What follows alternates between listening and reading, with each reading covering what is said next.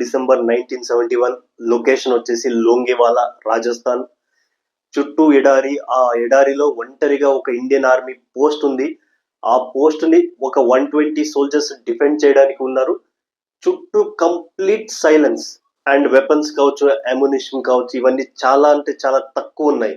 ఆ 120 సోల్జర్స్ కి తెలియని విషయం ఏంటంటే దాదాపు 3000 పాకిస్తానీ సోల్జర్స్, ఆర్మ్డ్ వెహికల్స్, అలాగే దాదాపు 45 కంటే ఎక్కువ ఆర్మీ ట్యాంక్స్ తో పాటు వీళ్ళ వైపే వస్తున్నారు.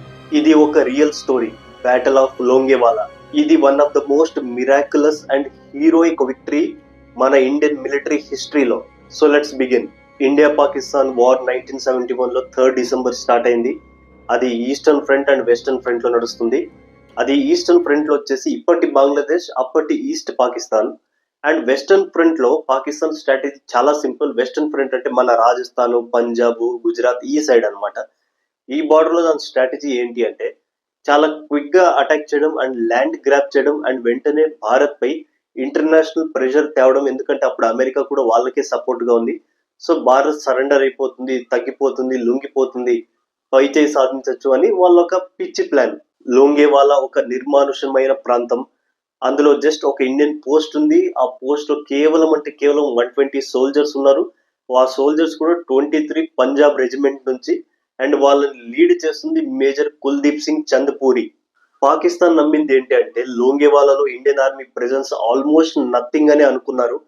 సో మెరుపు వేగంతో దాడి చేసి ల్యాండ్ గ్రాప్ చేసుకుంటే ఇండియాపై ప్రెషర్ పెట్టచ్చు అనేది వాళ్ళ టాక్టిక్. బట్ ఇక్కడే వాళ్ళు రాంగ్ స్టెప్ వేశారు, రాంగ్ గా క్యాల్కులేట్ చేశారు. దాని పరిణామం చాలా దారుణంగా ఎదుర్కొన్నారు. స్టోరీలోకి వెళ్ళిపోయే ముందు చాలా చిన్న రిక్వెస్ట్, ఛానల్ సబ్స్క్రైబ్ చేయండి, లైక్ చేయండి, షేర్ చేయండి. అలాగే మీకు ఈ స్టోరీ ఎలా అనిపించింది, ఇది ఒక రియల్ స్టోరీ, మీకు ఎలా అనిపించింది అనేది కమెంట్ చేసి చెప్పండి. So let's get back to story. 4th December 1971. అప్పటికే దానికన్నా ఒక రోజు ముందు వార్ స్టార్ట్ అయింది ఇండియా పాకిస్తాన్ కి. But 4th December 1971 night major Kuldeep Singh Chandpuri and అలాగే అతని సోల్జర్స్ అందరూ డిన్నర్ చేసి వాళ్ళు ఏం ఎక్స్పెక్ట్ చేశారంటే ఒక ప్రశాంతమైన రాత్రి. ఎందుకంటే లోంగేవాలా అంత అట్రాక్టివ్ టార్గెట్ కాదనే నమ్మారు వీళ్ళు. బట్ అది తప్పని తెలిసింది. సడన్ గా స్కౌట్ పెట్రోల్ పర్సన్ ఒక అతను వస్తాడు మేజర్ కుల్దీప్ సింగ్ చంద్పూరి దగ్గరికి. అండ్ అతను ఒక షాకింగ్ న్యూస్ చెప్తాడు. అతను చెప్పే న్యూస్ ఏంటంటే మన వైపు దాదాపు కొన్ని వేల మంది సోల్జర్స్ ట్యాంక్స్ తో పాటు, చాలా పెద్ద మొత్తంలో ట్యాంక్స్ తో పాటు వేగంగా వస్తున్నారు అని. ఈ ఇన్ఫర్మేషన్ వెంటనే ఇండియన్ ఆర్మీ హెడ్ క్వార్టర్స్ కి సెండ్ చేశారు రేడియో సిగ్నల్స్ ద్వారా. బట్ ప్రాబ్లం ఏంటి అంటే ఇండియన్ ఆర్మీ అడిషనల్ ట్రూప్స్ పంపించాలన్నా కూడా నెక్స్ట్ డే మార్నింగ్ అవుద్ది. ఈవెన్ అంతలోపు ఇండియన్ ఎయిర్ ఫోర్స్ వచ్చి ఫైటర్ జెట్స్ తో పైన కవర్ ప్రొటెక్ట్ చేయాలన్నా కూడా కుదరని పని. ఎందుకంటే 1971 లో మన దగ్గర ఉన్న ఫైటర్ జెట్స్ కి నైట్ విజన్ టెక్నాలజీ అనేది లేదు. అంటే రాత్రి పూట ఫైటర్ జెట్స్ తో మనం ఏ ఆపరేషన్ చేయలేము.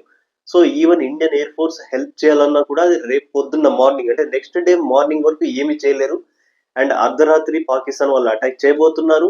అండ్ నెక్స్ట్ డే మార్నింగ్ వరకు ఎలాంటి సపోర్ట్ రాదు. ఉండేది కేవలం 120 మెంబర్స్. ఇప్పుడు మేజర్ కుల్దీప్ సింగ్ చంద్పూరి దగ్గర చాలా టఫ్ డెసిజన్ ఉంది. రెండే ఆప్షన్స్. ఒకటి, అక్కడి నుంచి తన 120 సోల్జర్స్ ని తీసుకొని వెళ్ళిపోవడం, అంటే నథింగ్ బట్ ఒక రకంగా పారిపోవడం. Next day morning additional troops తో రావడం. అప్పటికే పాకిస్తాన్ మన భూమి కొంచెమైనా ఆక్రమించుకునే ఉంటుంది. ఇది ఒక ఆప్షన్.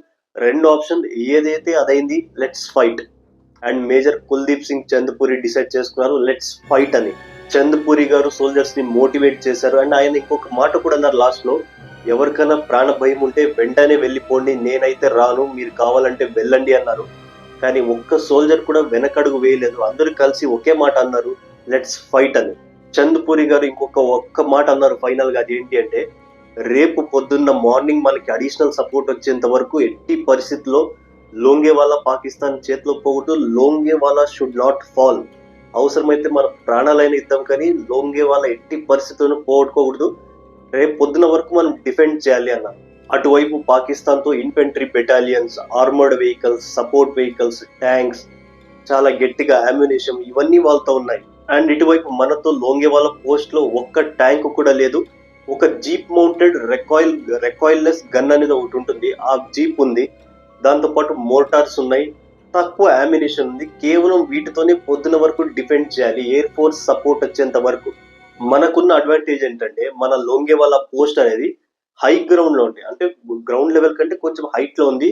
ఒక శాండ్ డ్యూన్ పైన ఉంది. ఎప్పుడైనా సరే బ్యాటిల్‌లో ఎవరైతే గ్రౌండ్ లెవెల్‌లో బాటమ్‌లో ఉంటారో వాళ్ళకి ఎక్కువ రిస్క్ ఉంటుంది. ఎవరైతే హై లెవెల్‌లో ఉంటారో వాళ్ళకి ఏదైనా చిన్న రాకెట్స్ కావచ్చు, ఏదైనా గన్స్ ఫైరింగ్ కావచ్చు, ఇవన్నీ చేసేది చాలా అడ్వాంటేజ్ ఉంటుంది.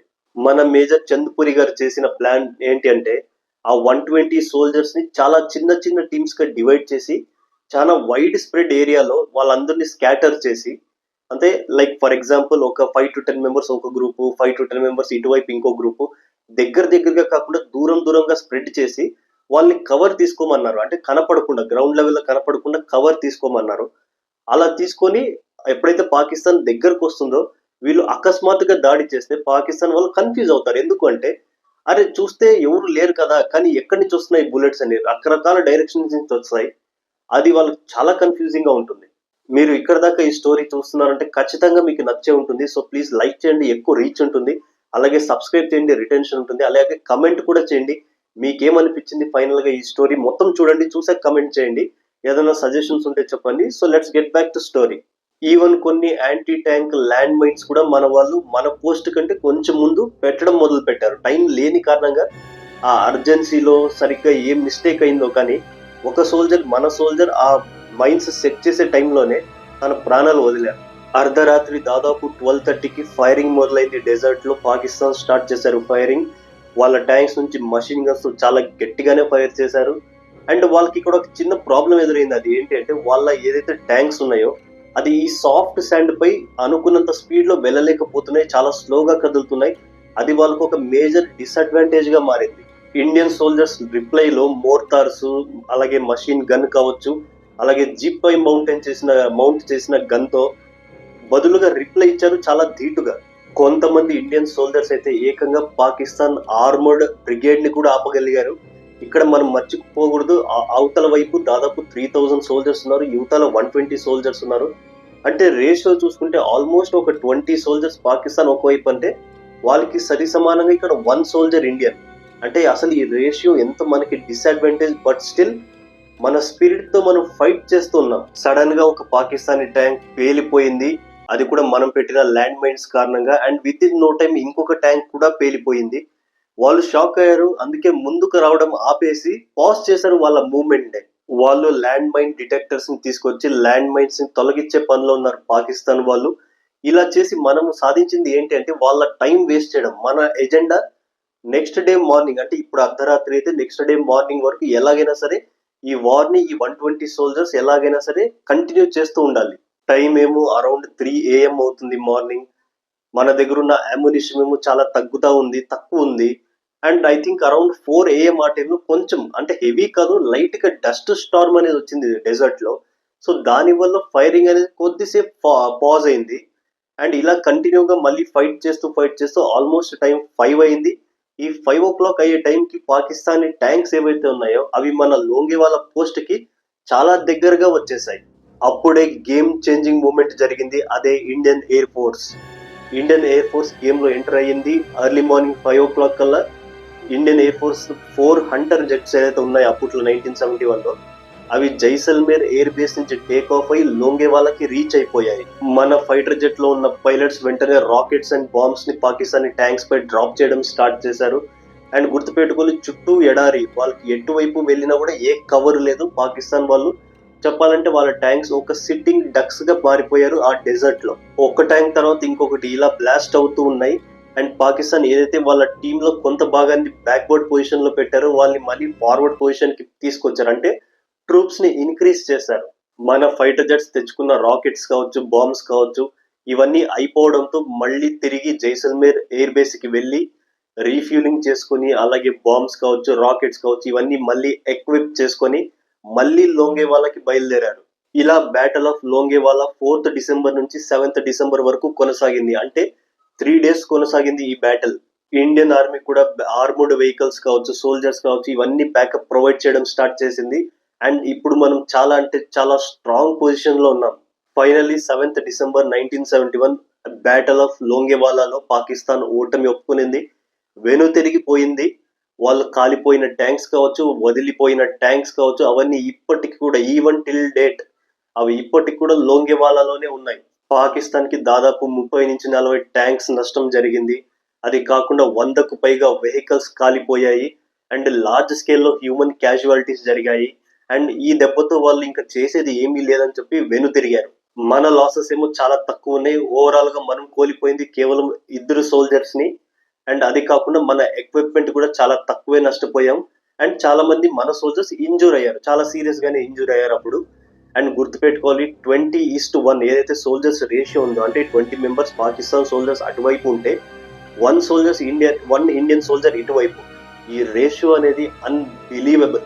బ్యాటిల్ ఆఫ్ లోంగేవాలా ఒక symbol of courage, strategy, discipline, team work అంటే ఇండియన్ ఆర్మీ కావచ్చు, ఇండియన్ ఎయిర్ ఫోర్స్ కావచ్చు, వీళ్ళిద్దరు కోఆర్డినేట్ అటాక్స్ చేశారు పాకిస్తాన్ పై.